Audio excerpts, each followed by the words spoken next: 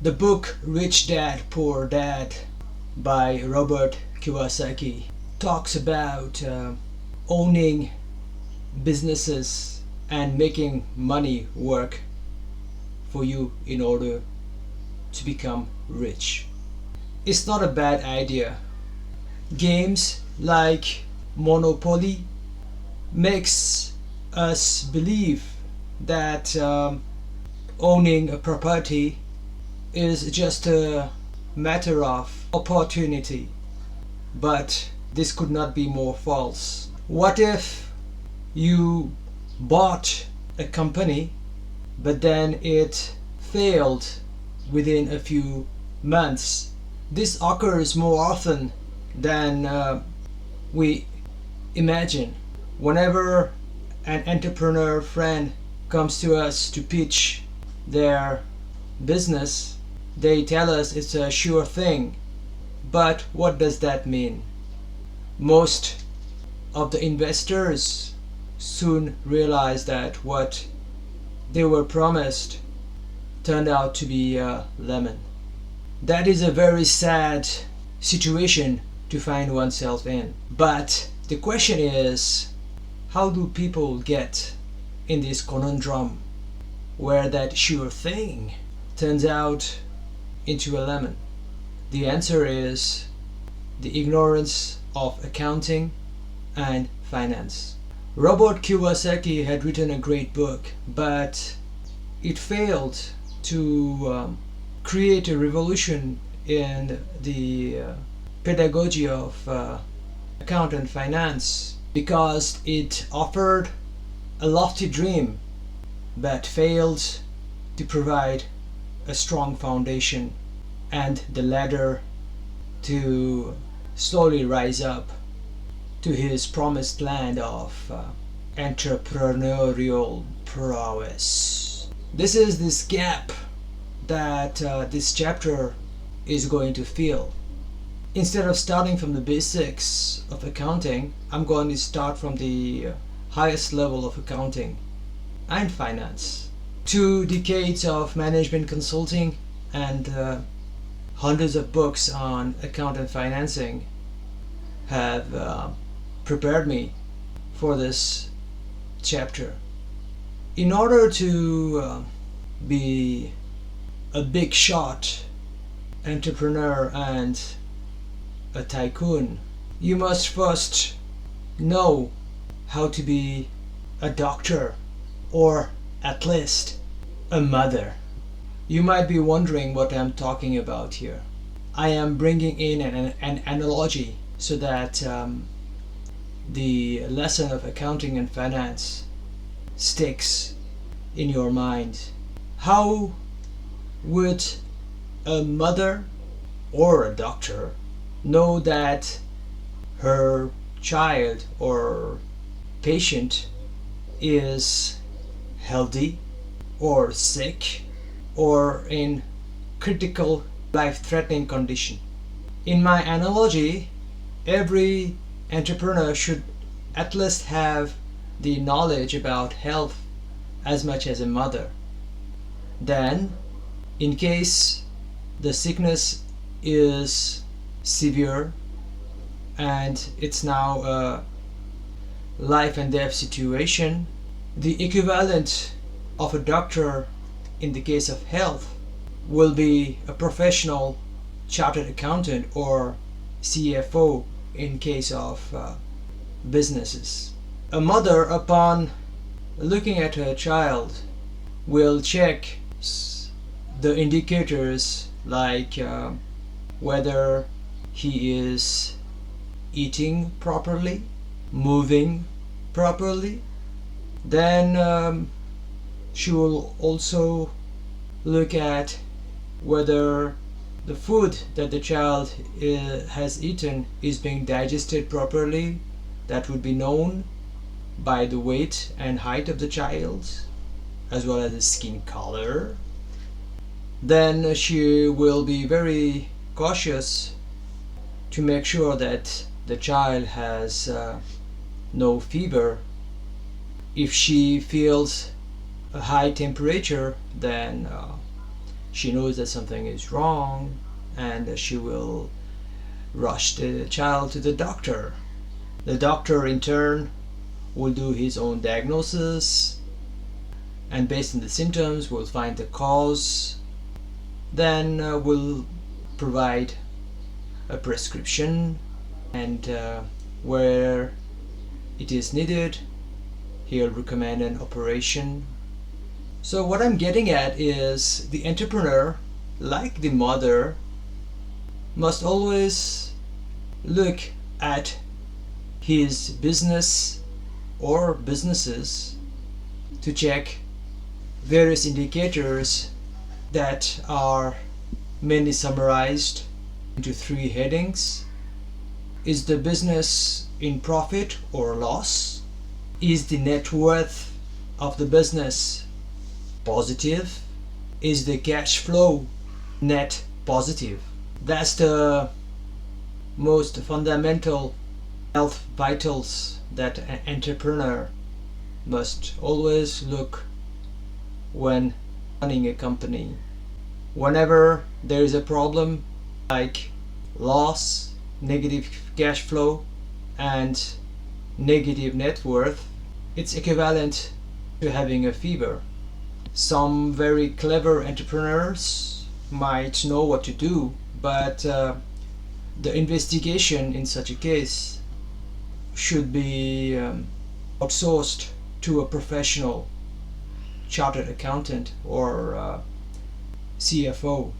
Then, like in the case of the child who had fever, like a good doctor, the good CA or CFO will make a diagnosis of what caused that organizational fever. Then he will make some recommendations to the owner on how to manage his income, expenses, assets, liabilities, and cash flow. In some cases, it could be a life-threatening situation in which a surgery will be required for that child. Similarly, the CA or CFO might need to restructure the asset portfolio, or even find new source of income, or totally slash expenses, delay cash outflows, and make recovery of all debts paramount to increase cash inflow.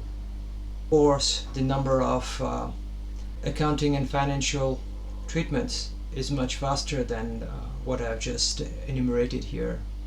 So from this analogy, what becomes clear is being an entrepreneur is very much like being a mother. It is a given that mothers would know if their child is healthy or sick, because she also has a body. That is simple. But it's not a given that entrepreneurs would know whether their businesses are healthy or sick.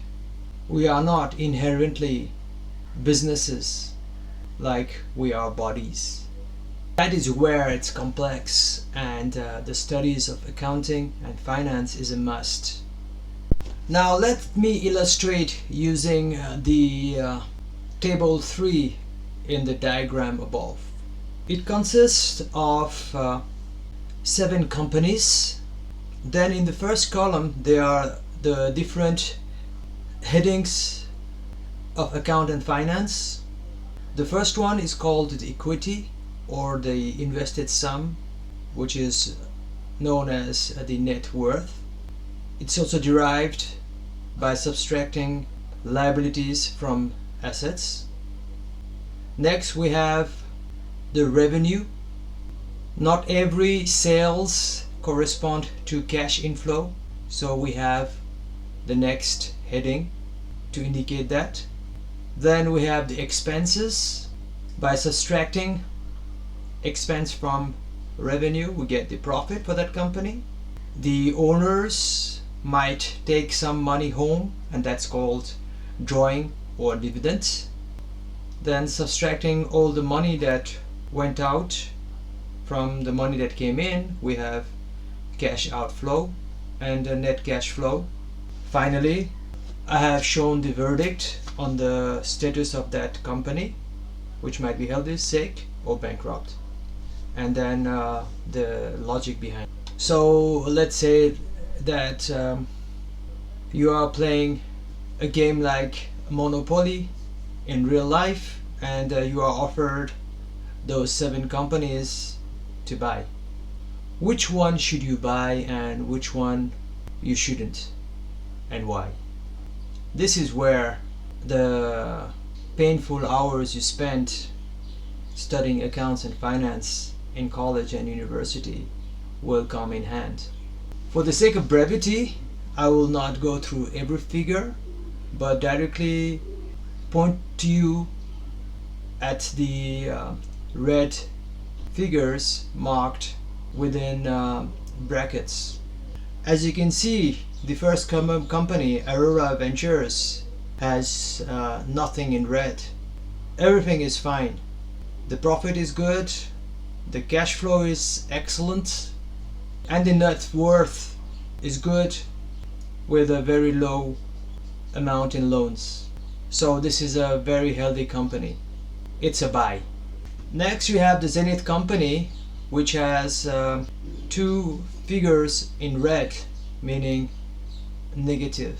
The profit is in red, meaning it's a 20k loss that the company is making in that year. Still worse is the negative cash flow of 50k. Most likely this company is selling on credit and is not able to recover its dues. This company is sick. Buy it knowing that there is a lot of risk associated due to poor management by the previous owners. Next, X Technologies, as you can see, has got 3 red amounts. It's bleeding money, the net cash flow being 250k. It's in loss of 200k, and it has taken up 300k of loan, making the net worth of the company minus 200k. Even if the guy pitching you that company is your brother-in-law, don't buy. Similarly, Starlight Solutions, as you can see in the table, has nothing in red and has a net worth of 700k. The cash flow and profits are not great, but it's a very big business. The volumes are very high, as you can see. It's 1.5 million in sales.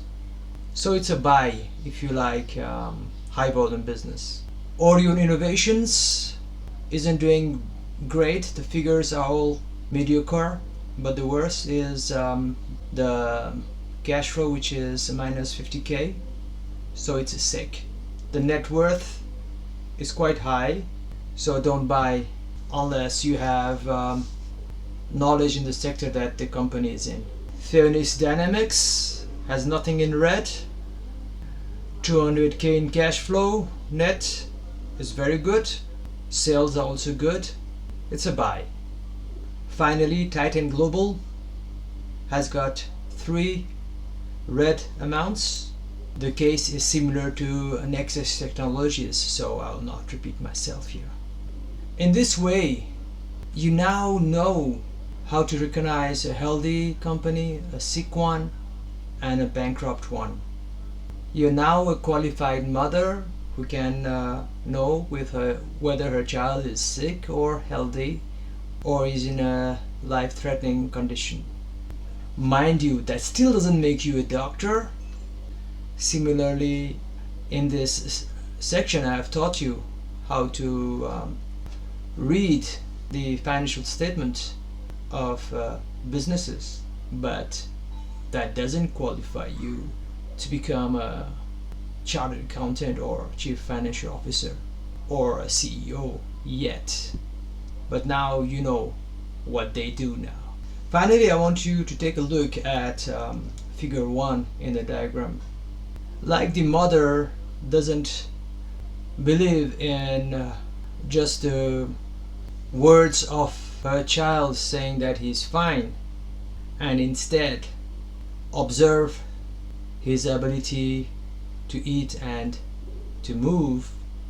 Similarly, the entrepreneur must not confuse revenue with net cash flow. This is the biggest mistake made by entrepreneurs. That is the most common cause of the fall from grace situation. In my management consulting career, this was always the saddest sight. There would be this talented, energetic entrepreneur.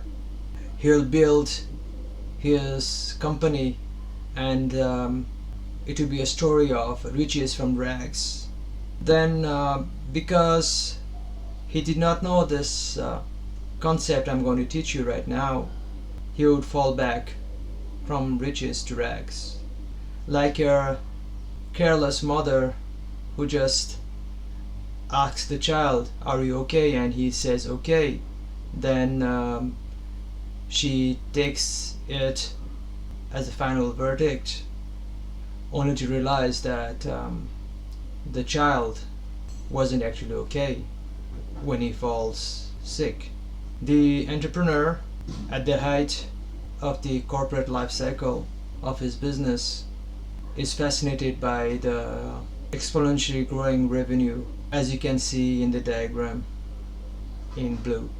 What he failed to realize is that that extraordinary revenue that his company is making, yes, because of his genius and hard work, must cover the expenses as shown in yellow. They include not only the variable cost of the raw materials, but the fixed cost like house, bank loans, and so on, but also taxes. Then he also fails to recognize that most of the revenue comes from credit sales, which means that the actual cash hasn't come. This was necessary part of the financial growth strategy. However, salaries need to be paid and the rents must be paid as well as the tax. So there is a huge cash outflow as opposed to a minimal cash inflow. Then the final tiny triangle that you see in the diagram, which is the net cash flow, is the actual money that the entrepreneur or owner has. It's only a fraction of the revenue. This is the money that the owner can possibly draw out as a dividend and splurge on luxury cars, holidays, parties, and so on, or even buying other companies. However, due to the ignorance of accounting and finance, many successful entrepreneurs are ignorant of this money triangle that simply says revenue is not your income. At most, it's only the net cash flow. Even that is not totally true, but I had to simplify it in this particular section. So in the end, I think that this section and this chapter itself is a tribute to all those dynamic, extravagant, and bigger than life entrepreneurs and owners that I have had the chance of serving as a management consultant. Most of them had no knowledge of accounting and finance, even though they were millionaires and billionaires, at least in my Nepali rupees currency. I saw many of them fall from grace and being bankrupt. The sad thing about being the boss and so successful, yet lacking so much in accounting knowledge is that you don't take advice well, even if you pay for it. That said, this chapter is my legacy for the upcoming entrepreneurs, investors, owners who want to become the next tycoons. This is a very high level lesson. It's not enough. You have to do the grind and attend your accounting and finance class, give your exams,